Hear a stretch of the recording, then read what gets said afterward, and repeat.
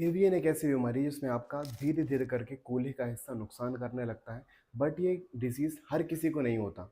ये कुछ कारण होते हैं, उन कारण के होने के बाद ही पेशेंट में ये लक्षण देखने को मिलते हैं। तो आज हम 3-4 कारणों के बारे में ही पता करेंगे। कारण के होने के बाद ही पेशेंट में लक्षण ये देखने को मिलते हैं। पहली कैटेगरी होगी कॉर्टिकोस्टेरॉइड का हैवी यूज़, जो एक प्रकार का स्टेरॉइड है। इसका जब हैवी यूज़ होता है और गलत तरीके से उपयोग होता है तो आपकी ब्लड सप्लाई को हैम्पर करता जाता है और आपके नुकसान को बढ़ाने से आपके वहाँ के फीमोरल हेड की ब्लड सप्लाई को नुकसान पहुँचाने से वहाँ का नेक्रोसिस कंडीशन मतलब डैमेज कंडीशन स्टार्ट हो जाता है। दूसरा condition heavy alcohol use. Long term से और हैवी अल्कोहल यूज़ करने वाले पेशेंट्स में अक्सर ये समस्या देखने को मिलती है। उस कंडीशन में भी आपका फैट एम्बोली बनने से आपके ब्लड सप्लाई में सर्कुलेशन में दिक्कत आती है और वो लॉन्ग टर्म के यूज़ होने से वहाँ पे इम्पैक्ट करना शुरू कर देता है और एक समय के बाद आपके एवीएन समस्या को बनाता है और आपके कूल्हे के नुकसान को भी डैमेज करना शुरू कर देता है। बहुत बार हमने देखा है कि कभी-कभी ट्रॉमेटिक या एक्सीडेंटल कंडीशन में भी वहाँ पे ब्लड सर्कुलेशन में प्रॉब्लम आ जाती है और वो सर्कुलेशन उस वक्त पता नहीं चलता, लेकिन समय के बाद आपके कूल्हे में नुकसान आने लगते हैं और कभी-कभी वहाँ की सप्लाई डैमेज भी हो जाता है। चौथी कंडीशन हमने देखी है रूमेटिक कंडीशन या ऑटोइम्यून कंडीशन, जिसमें रूमेटिक अर्थराइटिस कंडीशन में जिसमें लॉन्ग टर्म में आपका इन्फ्लेमेशन रहने से और आपके ऑटोइम्यून कंडीशन अराइज रहने से और लॉन्ग टर्म में उसमें दवाइयों का उपयोग भी होता रहता है। जब ये 2-3 कंडीशन साथ में मिलती हैं तो हमने देखा है कि रूमेटिक अर्थराइटिस के पेशेंट्स में भी आपके कूल्हे के नुकसान समझ में आने लगते हैं और अगर उसको जल्दी से पता नहीं किया जाए तो आपके नुकसान की सेवरिटी बढ़ भी जाती है। तो ऐसी 3-4 कंडीशंस हमने पता करी कि एवीएन ऐसे पेशेंट्स में जनरली देखने को मिलती है। जब भी एवीएन के पेशेंट्स हमारे पास आते हैं इनको 3-4 कंडीशंस के बारे में ज़रूर पता करना होता है, क्योंकि बिना कारण पता किए एमआरआई पे जाना या एमआरआई डिस्कशंस करना थोड़ा गलत है।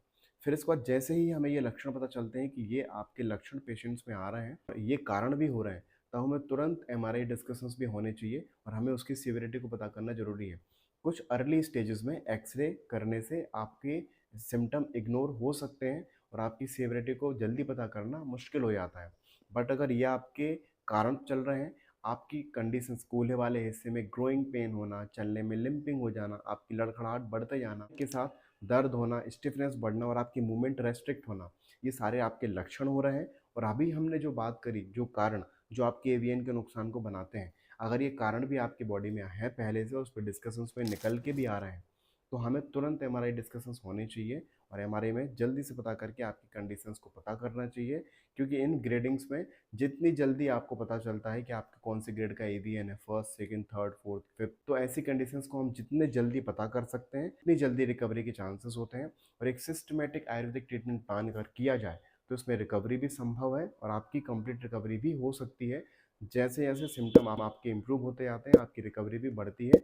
और एक प्रॉपर प्लानिंग, गाइडेंस और एक्सप्लेनेशन के थ्रू अगर काम किया जाए तो आयुर्वेद में वो दवाइयाँ भी, उनकी प्रोसेस और एक बहुत अच्छा गाइडेंस भी अगर मिलता रहे तो पेशेंट के कुछ ही महीनों में पहले सिम्टम इम्प्रूव होते हैं, पेशेंट की लाइफस्टाइल, चलने का तरीका, चाल ढलन सब कुछ ठीक होता है।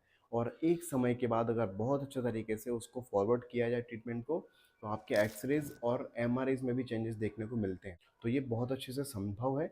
तो पेशेंट का सबसे पहले कारण पता होना बहुत ज़रूरी है, उनके लक्षण क्या आ रहे हैं वो पता होना ज़रूरी है, जल्दी से डायग्नोसिस होना पता ज़रूरी है और डायग्नोसिस होने के बाद एक सिस्टमेटिक ट्रीटमेंट प्लान भी होना ज़रूरी है। अगर ये सारी चीज़ें सिस्टमेटिक तरीके से चलती हैं, एक डॉक्टर गाइडेंस में चलती हैं और पेशेंट अपनी कंडीशन को बहुत अच्छे से समझता है, तो आपकी बहुत अच्छी रिकवरी संभव है। Thank you.